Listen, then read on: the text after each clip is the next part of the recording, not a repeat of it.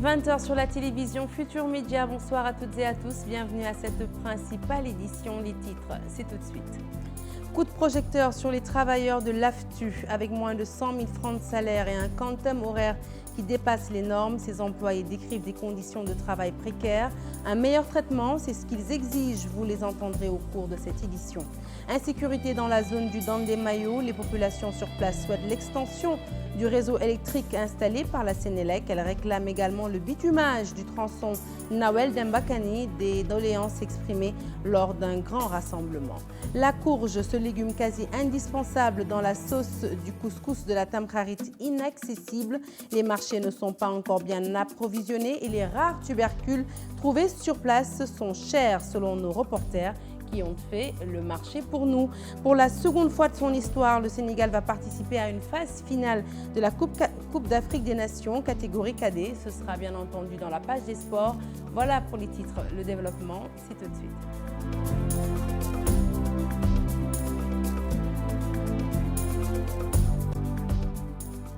Rebonsoir à tous, un journal que nous ouvrons tout de suite avec les transports et c'est pour évoquer les difficultés que rencontrent les employés des bus Tata avec un salaire mensuel de 90 000 francs CFA maximum, un quantum horaire qui dépasse largement le volume de travail autorisé. Ces travailleurs disent vivre un vrai calvaire, ils exigent du coup de meilleures conditions de travail. Ils s'en sont plaints dans ce reportage signé Charles Diop.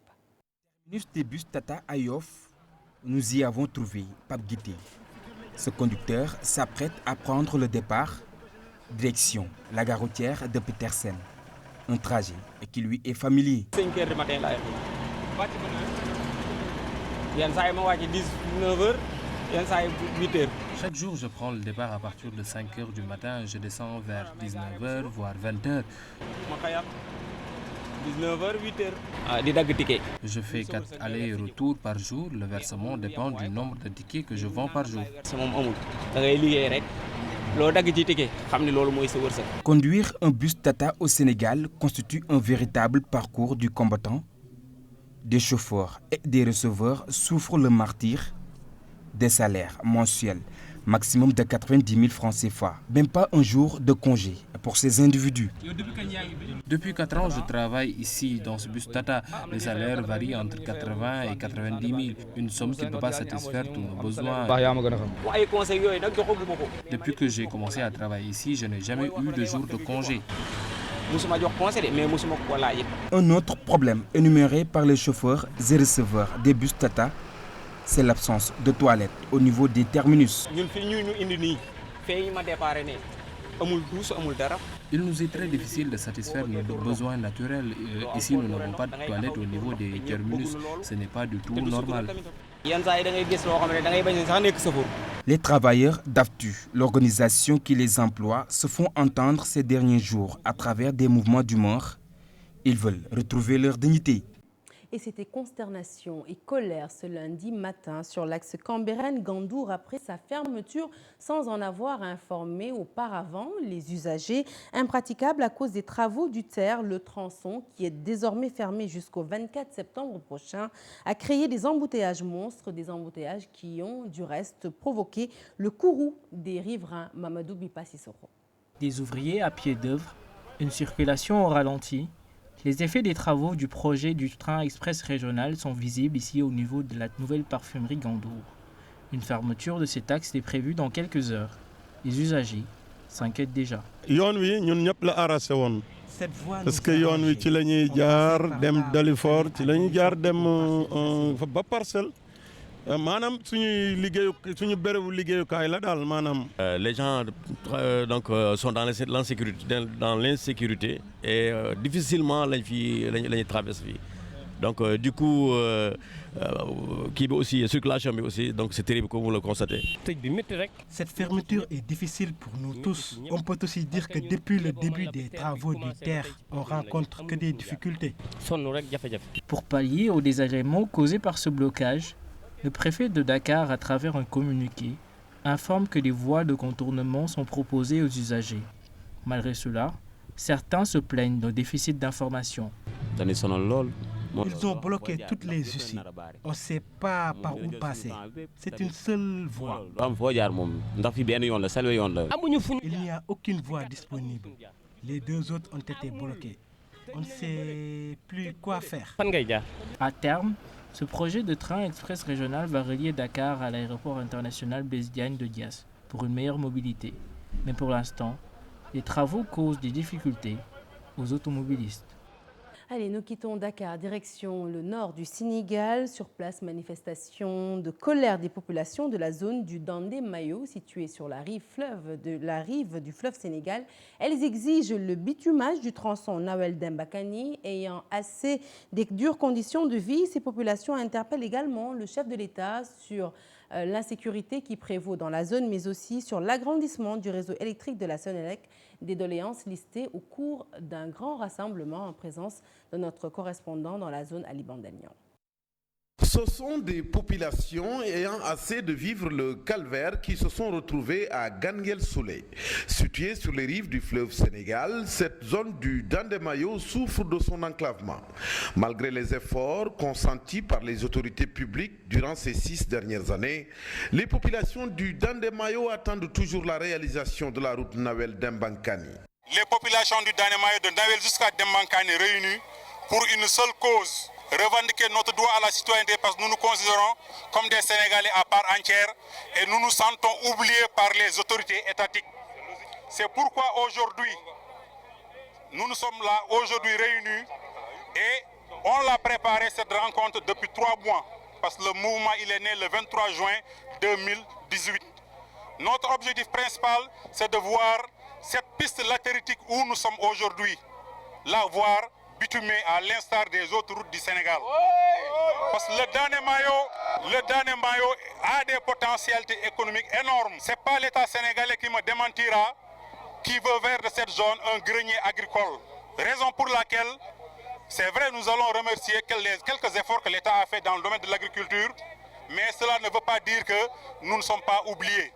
Et nous savons que nous vivons dans une localité où il n'y a pas de sécurité. Nous voulons aussi avoir une brigade des sapeurs-pompiers comme tout le monde. Nous voulons avoir une brigade de gendarmerie valable de ce nom. Nous voulons avoir des postes de police dans cette zone. Nous sommes à la frontière entre le Sénégal et la Mauritanie. Nous sommes très vulnérables aux attaques. Qui vous dit qu'aujourd'hui, les mouvements tant redoutés comme Al-Qaïda et tant d'autres ne sont pas parmi nous? Qui sait? Leur manifestation aura été finalement interdite par le sous-préfet de Orkadjéré. Mais les populations du Dandé-Mayo et les dirigeants du mouvement Dandé-Mayo émergent se sont contentés d'un face-à-face avec la presse pour faire entendre leurs cris de détresse. Désormais, ces populations ne sont qu'à l'écoute du chef de l'État. Et nous restons dans le nord, cette fois-ci pour évoquer cette grosse inquiétude des populations de Guet-Ndar. Leur mosquée risque de s'effondrer à tout moment. La furie des vagues ces dernières 48 heures fait craindre le pire aux jeunes qui depuis tentent de parer au pire, mais avec les moyens du bord. Ousseynou Diop, Habib Seck. À Saint-Louis-la-Mer menace la mosquée du quartier de Dak située à Guet-Ndar. Après l'affaissement d'une partie du mur en 2017 et la furie des vagues la semaine dernière, les fidèles craignent l'effondrement de l'édifice si rien n'est fait. Actuellement, ce sont les jeunes engagés qui assurent la protection avec des sacs de sable et de pierres. Les jeunes du quartier se sont mobilisés depuis quelques jours pour protéger la mosquée. Mais nous n'avons pas les moyens d'arrêter les vagues. Nous avons besoin de l'aide pour protéger la mosquée menacée par la furie de la mer. Dans l'urgence, les fidèles souhaitent que la mosquée soit protégée des vagues pour éviter le pire. Il est difficile de prier avec la conscience tranquille dans la mosquée. L'année dernière, une partie de l'édifice s'était affaissée. Cette année encore, à tout moment, la mosquée peut s'effondrer. Les 2 mosquées qui étaient sur la berge ont été démolies par l'équipe municipale et nous n'avons plus assez d'espace. Les musulmans du quartier de Guet-Ndar ont aussi tendu la main aux autorités étatiques et aux bonnes volontés du pays. Nous tendons la main à toutes les autorités et aux bonnes volontés. Il faut que la mosquée soit sauvée. L'État sénégalais doit se mobiliser pour sauver cette mosquée qui menace de s'effondrer. Tous les Guet-Ndariens tendent la main au chef de l'État Macky Sall. Si rien n'est fait, cette mosquée va certainement s'effondrer, une éventualité redoutée par les 30 000 âmes que compte le populeux quartier de Guendar, déjà confronté à un problème d'espace. Allez, retour à Dakar, cette fois-ci pour parler consommation. La courge, ces légumes très appréciés dans la sauce du couscous de la Tamkharit, se fait rare sur le marché. Le kilo varie actuellement entre 1000 et 1200 francs CFA, un prix assez coûteux pour certaines Sénégalaises qui souhaitent que le marché soit bien approvisionné. D'ici la fête, nos reporters se sont rendus au marché Gueule-Tapée des Parcelles Assainies. Reportage. Un marchandage interminable. Cette dame est à la recherche de yomb, scientifiquement nommé Lagereria cireraria, un légume cher sur le marché à quelques jours seulement de la fête d'Achoura. Je prépare la fête, mais les légumes sont chers. Tu vois, j'ai acheté ce petit yomb à 500 francs. Moi, personnellement, je l'achète chaque année. Les raisons de cette cherté expliquées par les vendeuses. Ce légume, on le cultive chaque année à l'approche de la fête d'Achoura. C'est pour cela qu'il est cher. Je vends le kilogramme à 1000 voire 1200 francs. Nous ne cherchons pas trop de bénéfices parce qu'après la fête, nous ne voyons même pas de clients. La plupart des femmes sénégalaises utilisent ce légume pour la sauce du couscous de Tamkharit, une tradition. Chaque année, j'utilise le yomb dans ma sauce comme le faisaient mes grands-parents. Le yomb, un légume plein de vertus, ces femmes souhaitent son approvisionnement sur le marché avant la fête d'Achoura. L'actualité politique à présent avec l'arrêté Ousmane Ngom remis au goût du jour par maître Hassan Dioma Ndiaye qui a décidé de l'attaquer devant la Cour suprême, une bataille qu'il risque de perdre selon le professeur Ngouda Mboup qui affirme qu'un arrêté en vigueur ne peut être attaqué que dans les délais de recours du contentieux. Nous écoutons les précisions du spécialiste professeur Ngouda Mboup qui donne toutefois quelques pistes de solutions dans ce reportage signé Al-Hassan Ba.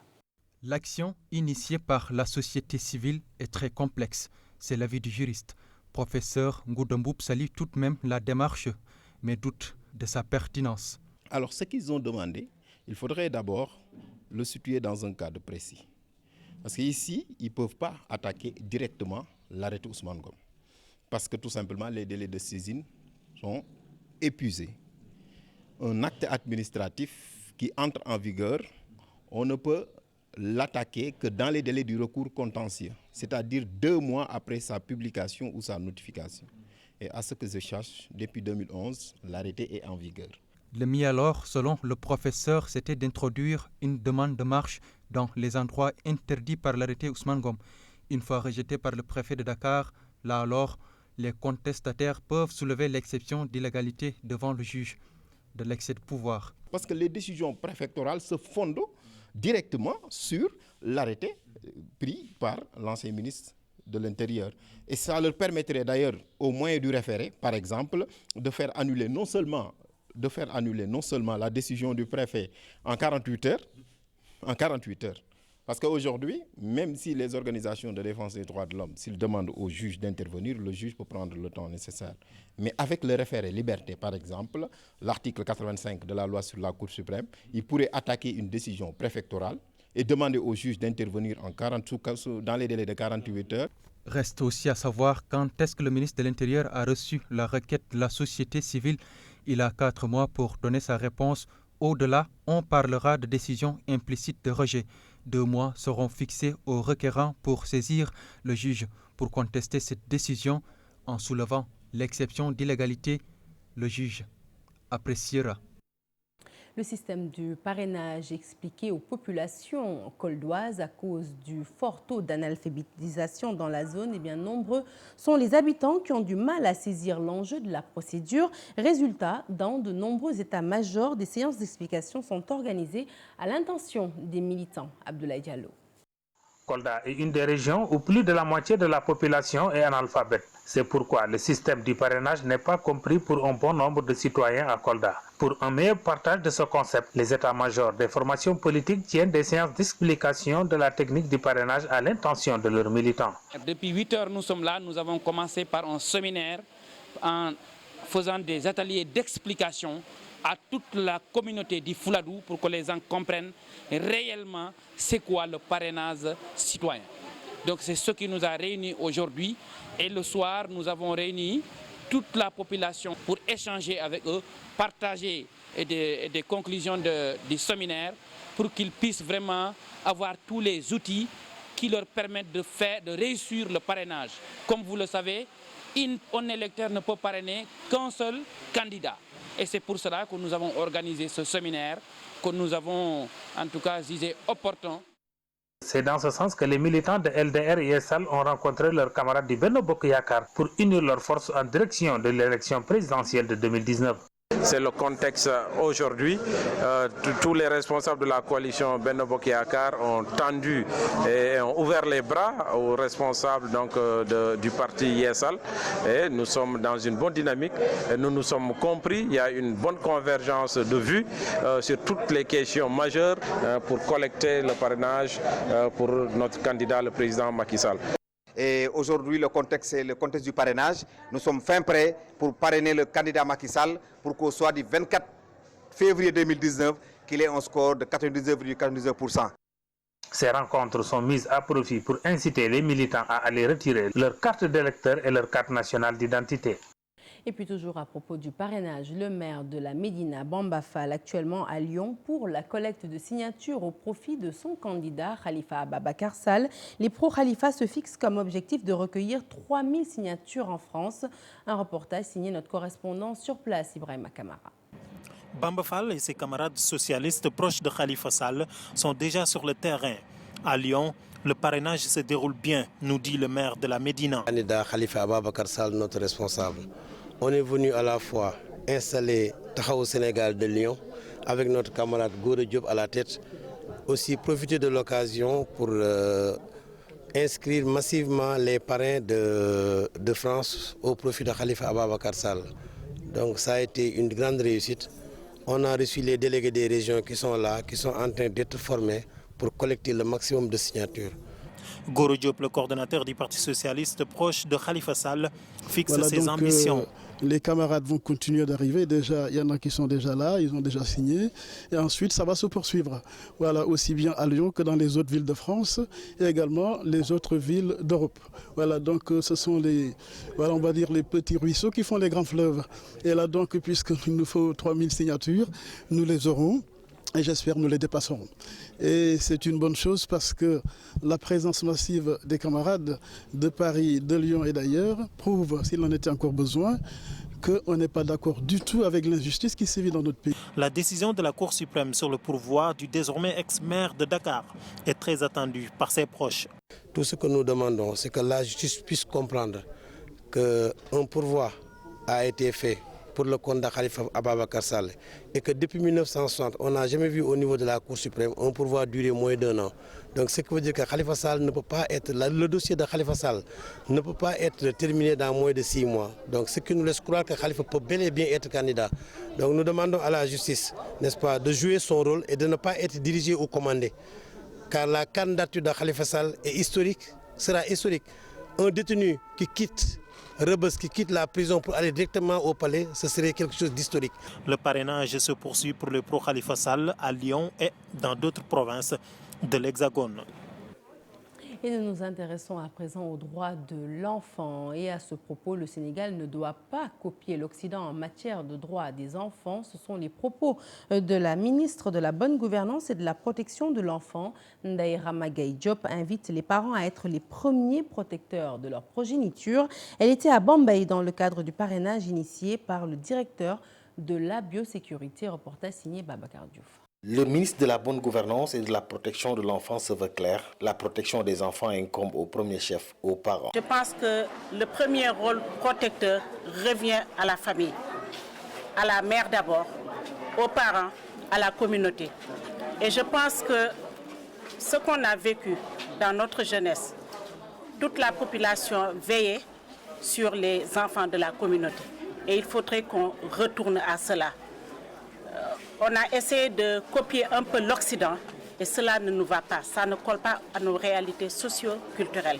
Il faudrait qu'on retourne à l'orthodoxie, que les parents veillent sur les enfants, le quartier veille sur les enfants, la communauté veille sur les enfants. Une déclaration faite en marge de la cérémonie de lancement du parrainage du président Sall, où Ousseynou Kassé, le directeur de la biosécurité, a invité l'opposition à économiser ses forces. Nous voulons, au-delà de ces signatures, montrer à l'opposition, rassurer notre président de la République, mais aussi montrer à l'opposition qu'il n'est pas nécessaire de mettre de l'argent comme ça ou bien battre campagne alors qu'ils savent qu'ils ne vont pas gagner. Donc en partie c'est ça. Donc nous voulons nous rassurer notre candidat, mais aussi montrer aux autres qui sont en face que voilà, ils n'ont pas besoin de perdre leur temps. Vraiment, ça aussi c'est important. Je pense que c'est à leur avantage. Les responsables de l'Alliance pour la République présents à la rencontre ont tous magnifié le choix de Pape Diouf comme coordonnateur du parrainage dans la région de Diourbel.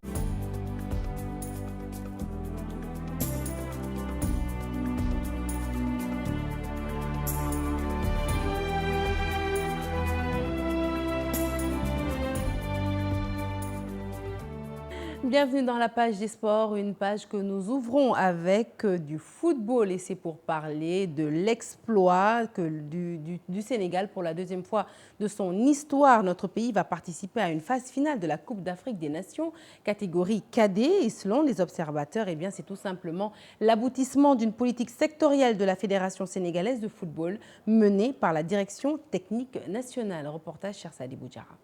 Grâce à sa place de finaliste au tournoi de l'UFOA Zone A des U17, le Sénégal retrouve la CAN des cadets, une qualification fruit d'un long processus. Au-delà des 7 ans, c'est la deuxième participation du Sénégal dans l'histoire à une Coupe d'Afrique U17 après celle du Rwanda en 2010-2011. Ce qui veut dire qu'il y a un bon travail à la base qu'il faut entretenir. Les 20 qui étaient retenus, nous étions sûrs qu'ils pourraient passer à toutes les épreuves. Deuxièmement, il y a eu aussi une bonne préparation. L'équipe a tenu quelques matchs de préparation à l'extérieur, au Japon, en Mauritanie, et ainsi de suite. Mais aussi, il y a le mérite de l'encadrement technique.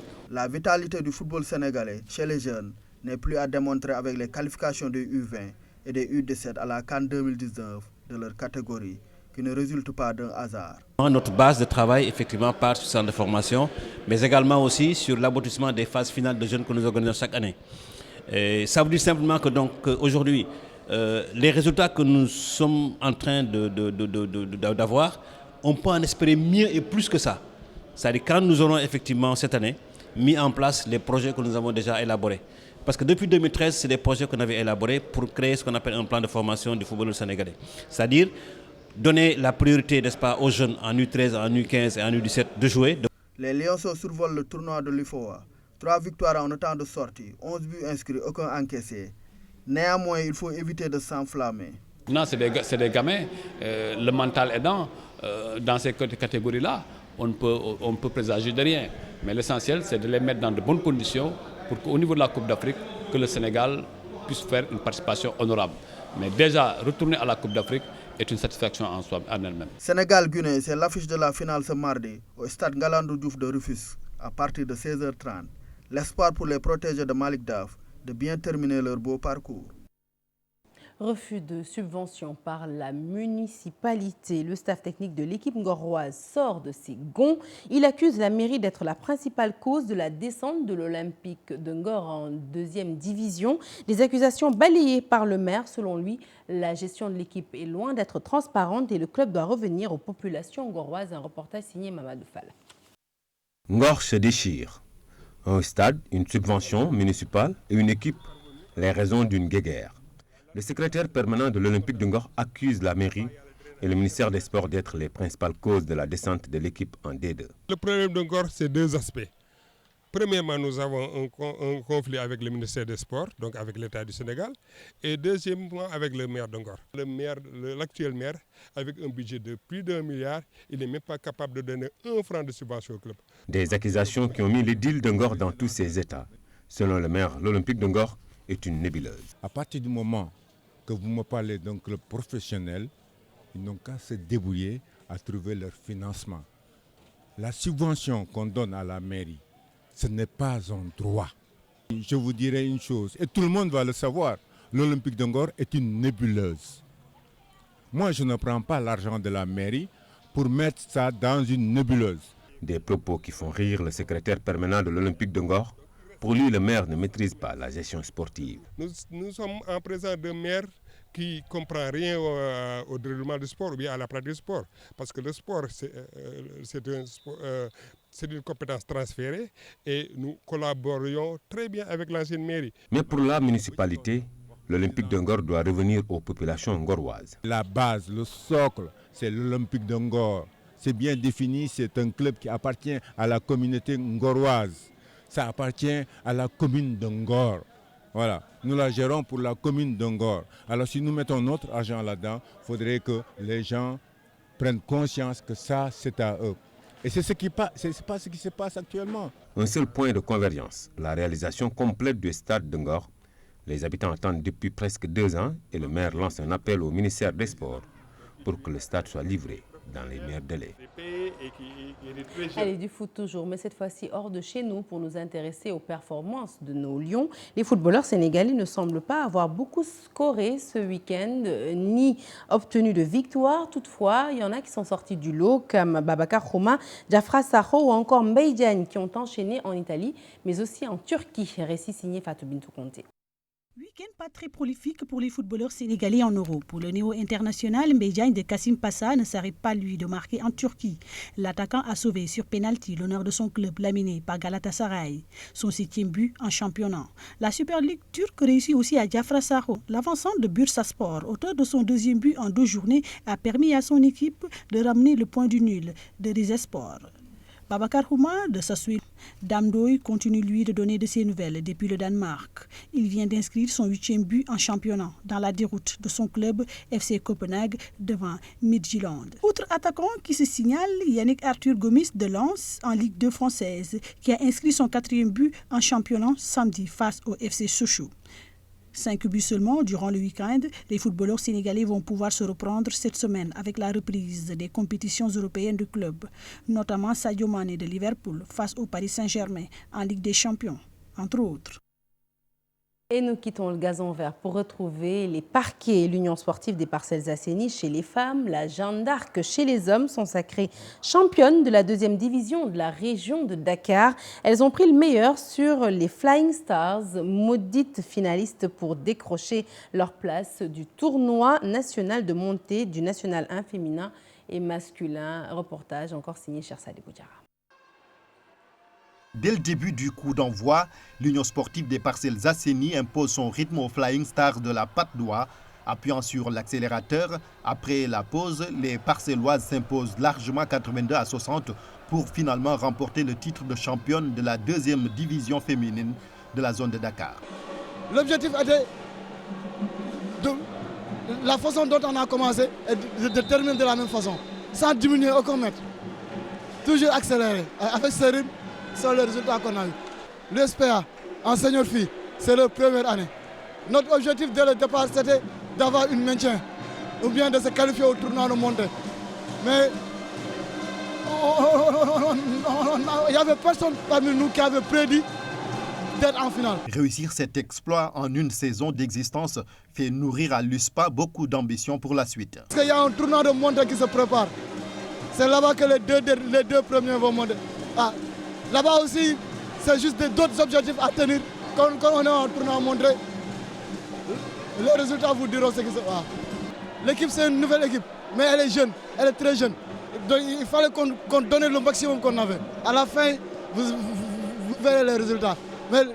Chez les hommes, la Jeanne d'Arc de Dakar remporte le titre devant les Flying Stars sur le score de 51-38. L'USPA et la GIA vont tenter d'accéder respectivement à National 1 féminin et masculin lors du tournoi national de montée prévu très prochainement.